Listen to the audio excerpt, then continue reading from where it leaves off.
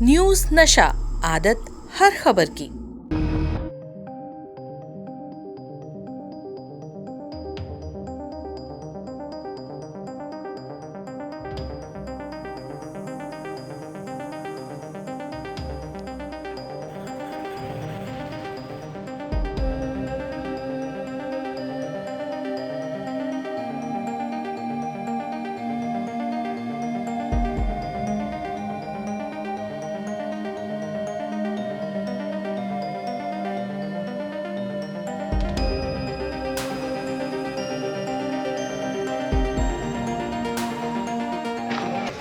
राष्ट्र के सम्मुख प्रस्तुत हो चुका है।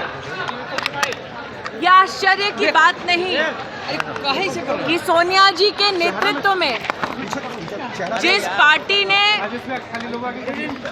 कोर्ट में दस्तावेज दिया था कि भगवान राम का कोई अस्तित्व नहीं, उस कांग्रेस पार्टी के नेतृत्व ने पुण्य अयोध्या धाम में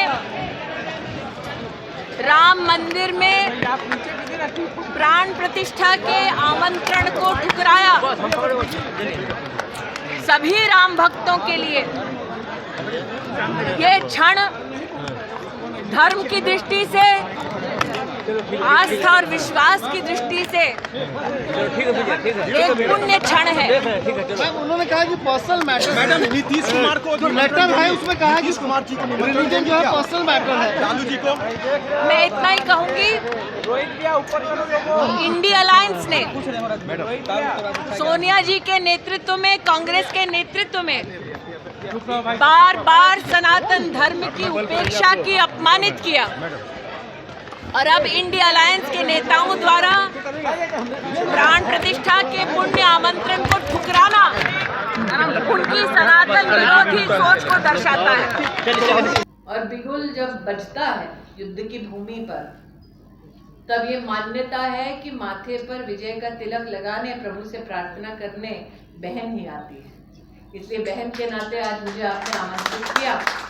प्रभु आप सबको विजयश्री का आशीर्वाद देगा और प्रभु आप सबको विजयश्री का आशीर्वाद देगा, ये मेरा विश्वास है। संजय भैया मुझे बता रहे हैं कि सोनिया जी मंदिर नहीं जाने वाली, राम मंदिर। आपको अपेक्षा थी क्यों जाने वाली है? ऐसा नहीं भैया, जिसकी जो आस्था वो वहां जाए, जिसकी जो आस्था वो वहां जाए।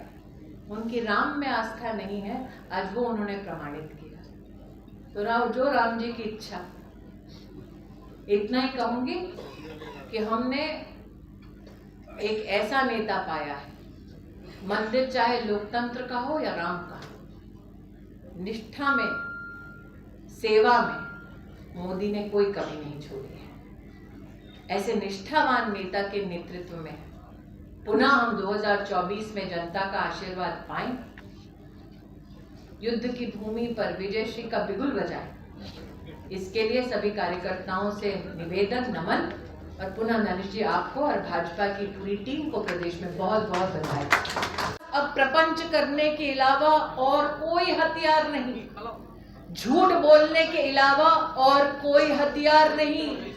और मुझे ऐसा लगता है कि संजय जी ने और दानिश ने जानबूझकर मुझे इसलिए बुलाया है क्योंकि अमेठी के सांसद होने के नाते, जहां 40 साल कांग्रेस का राज रहा एक लोकसभा क्षेत्र में, वहां गरीब का क्या हाल किया है वो बतला सकते।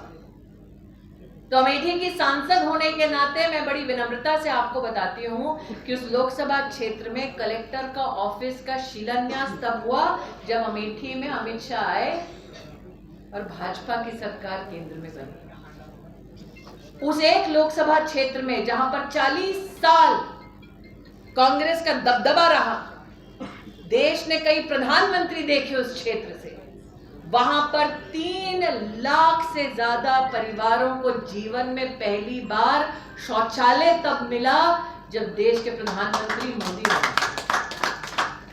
उस लोकसभा क्षेत्र में जहां पर गांधी खानदान 5 साल में एक बार दिखता था, दुहाई देते थे कि ये लोकसभा क्षेत्र तो हमारे परिजनों का क्षेत्र है। उस क्षेत्र में 1 लाख परिवारों को जीवन में पहली बार घर मिला जब नरेंद्र मोदी प्रधानमंत्री बने। उस लोकसभा क्षेत्र में जहां से चुनकर जाने के बाद चमचमाते हुए मकानों में गांधी खानदान वर्षों वर्ष रहा, वहां पर 80,000 घर ऐसे थे जिन्होंने जीवन में कभी बिजली की एक तार नहीं देखी थी। वो बिजली तब मिली जब मोदी प्रधानमंत्री बने। उस क्षेत्र में अगर कोई बीमार पड़े तो डायलिसिस का एक सेंटर नहीं था, लोग भागे भागे लखनऊ दिल्ली जाते थे। उस क्षेत्र में अस्पताल में एक सीटी स्कैन की मशीन नहीं थी। आज मैं कहती हूं दृढ़ता से, वो एक लोकसभा क्षेत्र का कल्याण और विकास नहीं कर पाए, देश का क्या खाक करेंगे? क्योंकि ये एक ऐसा अनहोली अलायंस है जिसकी फूट अब सुर्खियों में ज्यादा रहती है। हर दिन कोई नया प्रधानमंत्री का उम्मीदवार वो प्रेषित करते हैं। जैसे ही नाम प्रेषित होता है, थोड़ी बिहार में भी हलचल होती है, थोड़ी बिहार में भी टकराव की स्थिति आती है। वो टॉस करके सोच नहीं पा रहे हैं कि मुख्यमंत्री की रेस में है कि प्रधानमंत्री की रेस में है। वो सत्ता की रेस में है, हम सेवा की रेस में है। ये फर्क है हम में और उनमें। और सेवा के लिए मौका फिर मिले, संचार अच्छा हो, विचारों का, वार्ता अच्छी हो, नीतियों की, अच्छी नियत के साथ जनता के मध्य में जाएं। मैं आज भाजपा की कार्यकर्ता होने के नाते अपने सभी कार्यकर्ता बहनों और भाइयों से कहती हूं, हम एक एक विकास के काम का ब्यौरा दे सकते हैं। हमारी रिपोर्ट कार्ड अच्छी है, उनकी रिपोर्ट कार्ड में बड़ा सा फेल लिखा है, इसलिए जनता पुनः मोदी को प्रधान सेवक बनाएगी, ये मेरा विश्वास है। धर्म के लिए धैर्य दिखाया, लेकिन हमारे धैर्य का उपहास करते हुए जब हम कहते थे मंदिर वही बनाएंगे, सामने से विपक्ष कहता था क्यों तारीख नहीं बताएंगे। और आज तारीख हम क्या, देश का बच्चा बच्चा बोल रहा है। वहां से मीडिया के एक बंधु ने भी बोल दिया।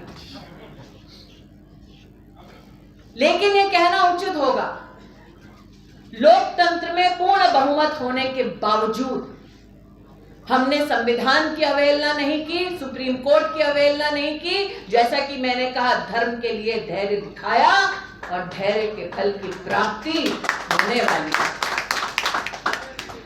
लेकिन कोई ऐसा वर्ग नहीं, कोई ऐसा समुदाय नहीं जो विकास से वंचित रहा हो। जब नरेंद्र मोदी ने देश भर में प्रतिवर्ष 9,000 किलोमीटर हाईवे बनाए, तब ये नहीं कहा उस सड़क पर सिर्फ वो चलेंगे जो भाजपा के समर्थक हैं। उस सड़क पर वो भी चले जिन्होंने हमको वोट नहीं दिया। जब नरेंद्र मोदी ने जल जीवन मिशन के माध्यम से 13 करोड़ गरीब परिवारों तक जीवन में पहली बार पानी पहुंचाया पीने का, तब ये नहीं कहा कि नल का सिर्फ उनके घर में खुलेगा जिसने भाजपा को वोट दिया। उनके घर में भी नल से जलाया जो शायद विपक्ष के समर्थक थे।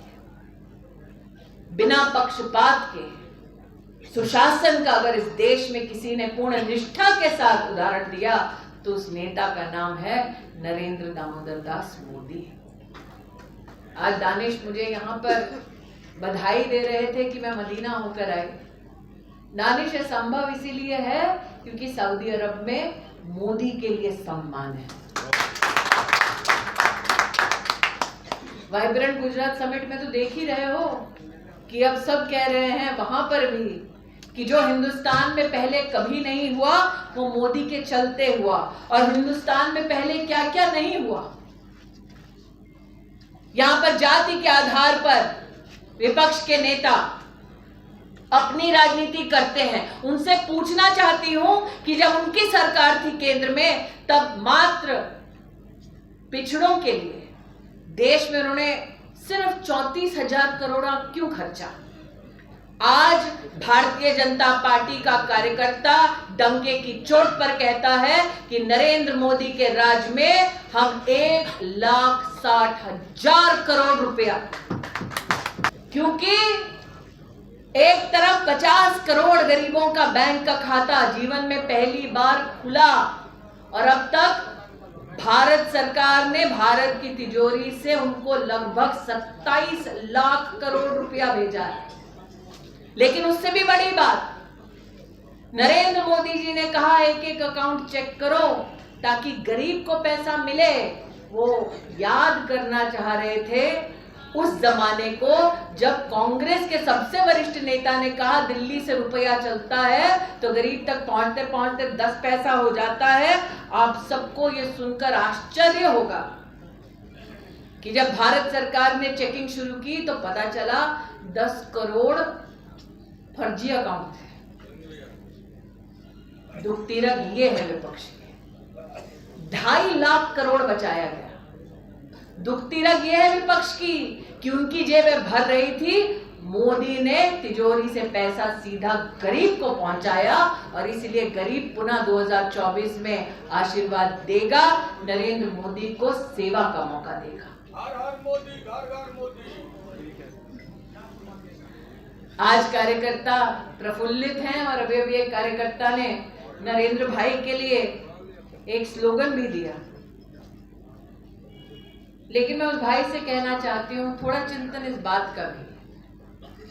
हमारे देश ने ऐसे प्रधानमंत्रियों को देखा है निश्चित रूप से, जो हर 5 साल में क्या होगा उसकी चर्चा करते हैं।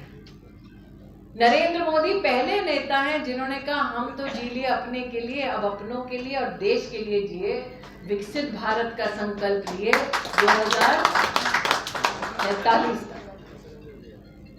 ये संकल्प इस राष्ट्र में कभी किसी ने नहीं किया और हम कार्यकर्ताओं की जिम्मेदारी है कि अब इस संकल्प को फलीभूत करने के लिए हम अपना योगदान दें। आज पूछना चाहती हूं उनसे जो टूटी फूटी गठबंधन की सिलाई में लगे हैं कि जब उनके पास सत्ता थी तो जनजातीय समुदाय के लिए उन्होंने मात्र 19,000 करोड़ रुपया क्यों खर्चा।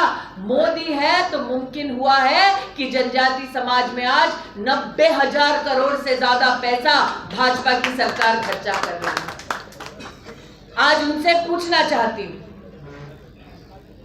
कि जब उनकी सरकार थी तो सरकारी नौकरी में मात्र 6 लाख नौकरियां क्यों दी। नरेंद्र मोदी का संकल्प है सरकारी नौकरी में 10 लाख नौकरियां देंगे, जिसमें से 9 लाख से ज्यादा नौकरियां दे चुके हैं। लेकिन सिर्फ सरकारी नौकरी नहीं, हर बच्चा, हर नौजवान, हर गरीब परिवार, मध्यम वर्गीय परिवार जो अपने दम पर अपना व्यवसाय करना चाहता है, आज उसको भी वित्तीय सहायता देने वाली सरकार है भाजपा की और नेता का नाम है नरेंद्र मोदी। इस बात से कोई इनकार नहीं कर सकता कि मुद्रा योजना के अंतर्गत अब तक हमारे देश में 26 लाख करोड़ रुपया उन लोगों को दिया गया जो छोटा छोटा व्यवसाय करते हैं, छोटा व्यापार करते हैं।